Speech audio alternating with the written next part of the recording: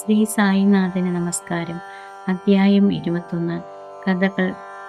VH Thakur, Anantrao Pattankar, Pandharpur pleader. ആത്മീയ കഥകൾ. ഈ അധ്യായത്തിൽ ഹേമന്ത് പന്ത്, വിനായക് ഹരീഷ് ചന്ദ്ര താക്കൂർ, ആനന്ദറാവു പട്ടാൻകർ, മറ്റു പണ്ഡർപൂരിലെ ഒരു പ്ലീഡറുടെയും കഥകൾ പറയുന്നു. എല്ലാ കഥകളും സാരാംശം ഉള്ളവയാണ്.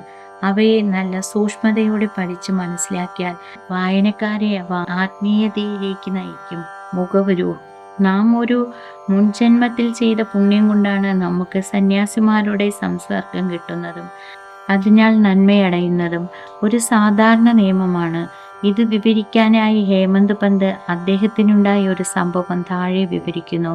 കുറെ കാലമായി മുംബൈയിൽ അദ്ദേഹം ഒരു മജിസ്ട്രേറ്റ് ആയിരുന്നു. ഒരു പ്രമാണിയായ മുഹമ്മദീയ സന്യാസി പീർ മൗലാന പാർസികളുടെയും ഹിന്ദുക്കളുടെയും മറ്റു ജാതിക്കാരുടെയും ഇടയിൽ അവിടെ താമസിച്ചിരുന്നു. പല ജാതിക്കാരും അദ്ദേഹത്തെ ദർശിച്ചിരുന്നു.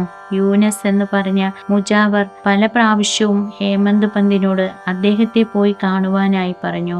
പക്ഷേ ഓരോ കാരണങ്ങളാലും അത് നടന്നില്ല. വളരെ കൊല്ലങ്ങൾക്കു ശേഷം അദ്ദേഹത്തിന്റെ സമയം വന്നപ്പോൾ ഷിർദിക്ക് വിളിച്ചു സായിബാബയുടെ സഭയിൽ ഒരു നിരന്തര സ്ഥാനിയായി നിയമിച്ചു.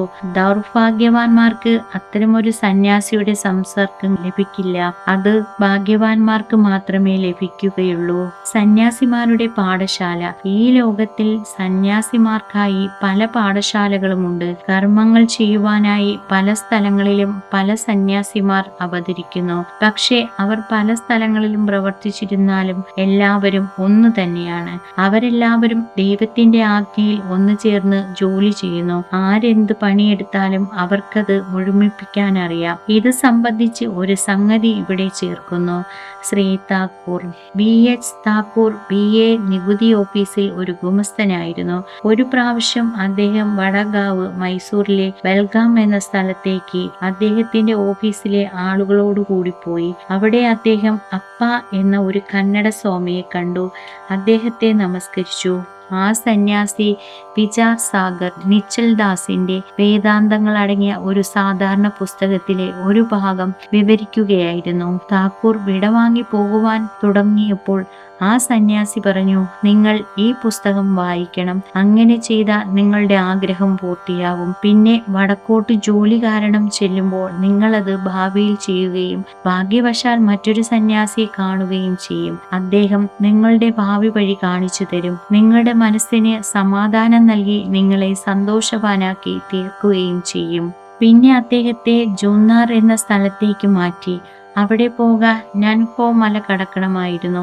ആ മല വളരെ ബുദ്ധിമുട്ടുള്ളതും ചെങ്കുത്തായതും യാത്രയ്ക്ക് സൗകര്യമില്ലാത്തതുമായിരുന്നു. അത് കടക്കാൻ ഒരു പോത്തിനെ ഉപയോഗിച്ചിരുന്നു. അതിനാൽ അദ്ദേഹത്തിന് അസുഖകരമായ പോത്തിൻ സവാരി ചെയ്യേണ്ടി വന്നു. അതിനുശേഷം അദ്ദേഹത്തെ ഉയർന്ന നിലയിൽ കല്യാൺ മുംബൈയിലെ ഒരു സ്ഥലത്തേക്ക് മാറ്റി. അവിടെ അദ്ദേഹം നാനാ സാഹിബ് ചന്ദേക്കരുമായി പരിചയപ്പെട്ടു. അദ്ദേഹം സായിബാബയെ കുറിച്ച് വളരെയധികം കേട്ടിട്ടുണ്ടായിരുന്നു. അതിനാൽ ബാബയെ കാണുവാൻ ആഗ്രഹിച്ചു. അടുത്ത ദിവസം നാനാ സാഹിബിനെ ഷിർദിക്ക് പോവേണ്ട ആവശ്യം വന്നതിനാൽ താക്കൂറിനെ തന്റെ കൂടെ ചെല്ലാനായി ക്ഷണിച്ചു. താക്കൂറിന് സിവിൽ കോടതിയിൽ ഒരു കേസുണ്ടായിരുന്നു. തന്മൂലം നാനാ സാഹിബിനോടൊപ്പം പോകാൻ കഴിയാത്തതിൽ ഖേദിച്ചു. എങ്കിൽ ഷിർദിക്ക് പോയി അവിടെ എത്തിയപ്പോൾ തലേ ദിവസം തന്നെ നാനാ സാഹിബ് സ്ഥലം വിട്ടിരുന്നു. വേറെ ചില സ്നേഹിതന്മാർ അദ്ദേഹത്തെ ബാബയുടെ അടുത്ത് കൂട്ടിക്കൊണ്ടുപോയി.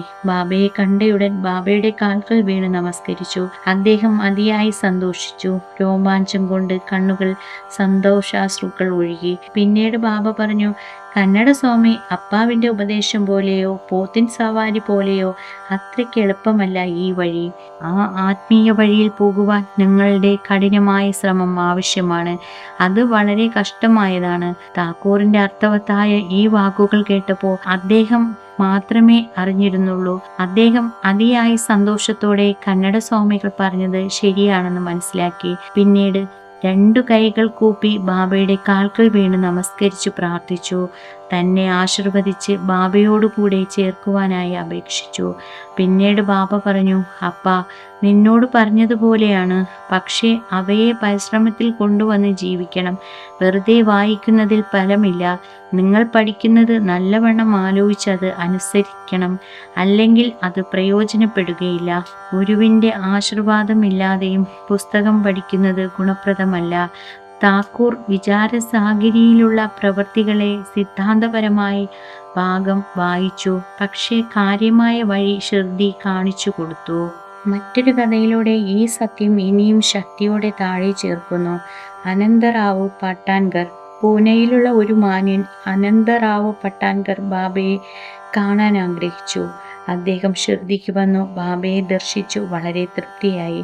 ബാബയുടെ കാൽക്കൽ വീണ് നമസ്കരിച്ചു, പൂജിച്ചു. അദ്ദേഹത്തോട് പറഞ്ഞു, ഞാൻ അങ്ങയെക്കുറിച്ച് വളരെയധികം വായിച്ചിട്ടുണ്ട്. വേദാന്തങ്ങൾ, പുരാണങ്ങൾ, ഉപനിഷത്തുകൾ ഇവയെല്ലാം അറിയും. എങ്കിലും എനിക്ക് മനഃശാന്തിയില്ല. അതിനാൽ ഞാൻ വായിച്ചതും അറിഞ്ഞതും ഫലപ്രദമാവില്ലെന്ന് തോന്നുന്നു. സാധാരണ അറിവില്ലാത്ത ഭക്തന്മാർ എന്നെക്കാളും മേന്മയുള്ളവരായി കാണുന്നു. ഈ മനസ്സിന് ശാന്തതയില്ലെങ്കിൽ പുസ്തക വായന കൊണ്ട് ഏതൊരു പ്രയോജനവുമില്ല. പല ആളുകളിൽ നിന്ന് ഞാൻ അങ്ങയെക്കുറിച്ച് കേട്ടു. അത് അങ്ങ് മനഃശാന്തി കൊടുക്കുന്നു. അങ്ങയുടെ കാഴ്ചയും ശക്തിയും ഒരു വാക്കും മതി. അതിനാൽ ഞാൻ ഇവിടെ വന്നു. എന്നിൽ ദയ കാണിച്ച് എന്നെ ആശീർവദിക്കുക. മറുപടിയായി ബാബ ഒരു ഉദാഹരണം പറഞ്ഞു. 9 ചാണക ഉരുളകൾ. ഉപമ. നവവിധ ഭക്തി. ഒരിക്കൽ ഒരു കച്ചവടക്കാരൻ ഇവിടെ വന്നു. അവൻ്റെ മുമ്പിൽ ഒരു കുതിര ചാണകം വിസർജിച്ചു. 9 ഉരുളകൾ. ആ കച്ചവടക്കാരൻ തൻ്റെ വസ്ത്രം വിരിച്ച് അതിൽ ആ 9 ഉരുളകളെയും ശേഖരിച്ചു. അവന് മനഃശാന്തി ലഭിച്ചു.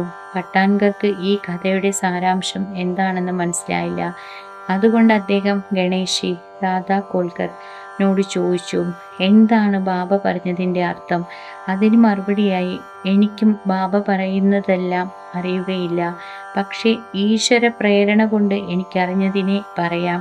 പെട്ടക്കുതിര ഭഗവാന്റെ അനുഗ്രഹവും അത് വിസർജിച്ച് 9 ചാണക ഉരുളകൾ 9 തരത്തിലുള്ള ഭക്തിയുമാണ്. 1 ശ്രവണം, 2 കീർത്തനം, 3 സ്മരണ, 4 പാദസേവനം, 5 അർച്ചന, 6 നമസ്കാരം, 7 ദാസ്യം, 8 സംഖ്യം, 9 ആത്മനിവേദനം.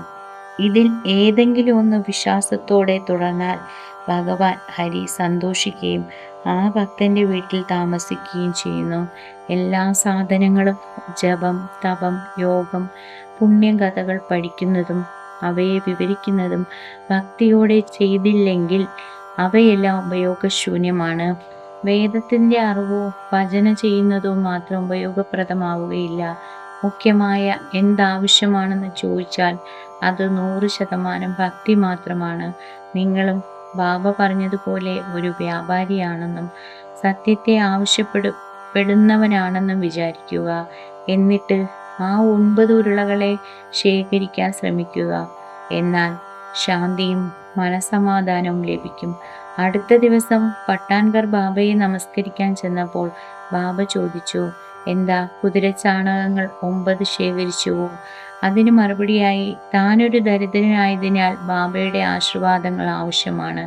എന്നാൽ മാത്രമേ അവയെ ശേഖരിക്കുവാൻ സാധിക്കുകയുള്ളൂ. ബാബ ഉടനെ അദ്ദേഹത്തെ ആശീർവദിച്ചു. ശാന്തിയും ഉയർച്ചയും ഉണ്ടാവുമെന്ന് പറഞ്ഞു. ഇത് കേട്ട പട്ടാൻകർ അതിയായി സന്തോഷിച്ചു. പണ്ഡർപൂർ ബ്ലീഡർ വക്കീൽ. ബാബയുടെ സർവജ്ഞാതയും അതുപയോഗിച്ച് ആളുകളെ നല്ല വഴിക്ക് തിരിക്കുന്നതുമായ ഒരു ചെറിയ കഥയോടുകൂടി ഈ അധ്യായം അവസാനിപ്പിക്കാം.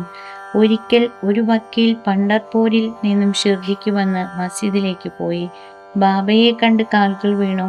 ബാബ ചോദിക്കാതെ തന്നെ കുറെ ദക്ഷിണയും കൊടുത്തു. ആ ഒരു മൂലയിൽ അവിടെ പറയുന്ന കഥകൾ കേൾക്കുവാനായിരുന്നു. അപ്പോൾ ബാബ അദ്ദേഹത്തെ നോക്കി പറഞ്ഞു, ആളുകൾ എത്ര കപടതയുള്ളവരാണ്. അവർ എൻ്റെ കാൽക്കൽ വീഴുന്നു, ദക്ഷിണ കൊടുക്കുന്നു, പിന്നീട് ശകാരിക്കുന്നു. ഇതെല്ലാം ആശ്ചര്യമല്ലേ? ഈ പറഞ്ഞത് വക്കീലിന് ഉചിതമായതായിരുന്നു. അതിനാൽ അതെടുക്കേണ്ടി വന്നു. വേറെ ആർക്കും ഇത് മനസ്സിലായില്ല. എങ്കിലും ഒന്നും പറഞ്ഞില്ല, മൗനമായിരുന്നു. വടാവിലേക്ക് തിരിച്ചപ്പോൾ കാക്കാ സാഹിബ് ഡിസ്കിനോട് വക്കീൽ ആ വർത്തമാനം പറഞ്ഞു. ബാബ എന്തു പറഞ്ഞുവോ അത് ശരിയാണ്. ആ നിരൂപണം എനിക്കുള്ളതായിരുന്നു. അതായത് ഞാൻ മറ്റുള്ളവരെ ചീത്ത പറയുകയും കുറ്റം പറയുകയും ചെയ്യരുത്. സബ് ജഡ്ജിയോ മുൻസിഫോ ആയ നിൽക്കർ ദേഹസ്ഥിതി നന്നാക്കുവാനായി വന്നു താമസിച്ചപ്പോൾ ബാർ റൂമിൽ പണ്ഡിരിപുരത്തിൽ ഈ കാര്യത്തെപ്പറ്റി ഒരു ചർച്ച നടത്തിയിരുന്നു. സബ് ജഡ്ജി അനുഭവിച്ചിരുന്ന രോഗം മരുന്ന് കഴിക്കാതെ സായിബാബയുടെ പിന്നിൽ പോയാൽ മാത്രം മാറുമോ എന്നുള്ള ചർച്ച നടന്നു. സബ് ജഡ്ജിയെയും സായിബാബയെയും കുറ്റം പറഞ്ഞിരുന്നു. അതിന് ഞാനും പങ്കെടുത്തിരുന്നു. ഇപ്പോൾ സായിബാബ എൻ്റെ ബുദ്ധിയിലുള്ള നിർമര്യാദയെ കാണിച്ചു തന്നു. ഇത് എനിക്കൊരു പരാജയമായിരുന്നില്ല, ഒരനുഗ്രഹമായിരുന്നു. മറ്റൊരാളെ നിന്ദിക്കുകയോ അവരെപ്പറ്റി അനാവശ്യമായി കുറ്റങ്ങൾ പറയുകയോ ആ മാതിരി സംഭാഷണങ്ങൾ പങ്കെടുക്കുകയും ചെയ്യരുതെന്നതിന് ഒരു പാഠമായിരുന്നു. ഷിർദി പണ്ഡിർപൂരിൽ നിന്ന് 100 കോസ് ദൂരത്തായിരുന്നു. എങ്കിലും ബാബയുടെ ദർശനം കൊണ്ട് ബാർറൂമിൽ എന്ത് നടന്നുവെന്നറിയാൻ കഴിഞ്ഞു. ബാബയുടെ കാഴ്ച നദികൾ, കാടുകൾ, മലകൾ എല്ലാറ്റിനെയും നടന്ന് കാണുവാനും ആരുടെയും ഹൃദയത്തെയും കാണുവാൻ കഴിഞ്ഞിരുന്നു. അതിൽ ഒരു മറവും ഉണ്ടായിരുന്നില്ല. പകൽ വെളിച്ചത്തെ പോലെ ബാബ എല്ലായിടത്തും ദൂരെയോ വളരെ തെളിവായോ അറിഞ്ഞിരുന്നു.